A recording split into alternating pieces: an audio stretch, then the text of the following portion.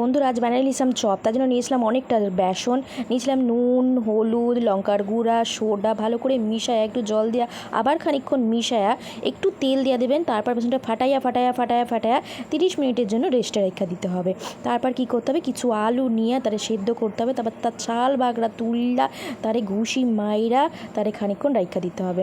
এইবার একটা গরম কড়াইয়ে তেল ঢাইলা, আদা ঢাইলা, ভালো করে নাইলা, লঙ্কার গুঁড়া দিয়া, জিরা গুঁড়া দিয়া, হলুদ দিয়া, নুন দিয়া নাড়তে নাড়তে মারখা আলুটারে দিয়া ভালো করে সব কিছুটা মিশিয়ে নেবেন।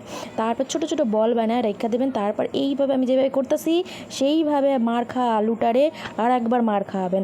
তারপর বেসনের সাথে ভালো করে লাইপা লুইপা গরম তেলে আস্তে আস্তে চাইটা দেবেন। দেখবেন হয়ে যাবে কি সুন্দর ফুলা ফুলা চপ। খাইতে এত সুন্দর হচ্ছিলো, কি কমো আপনাদের বাড়িতে কইরা দেখবেন।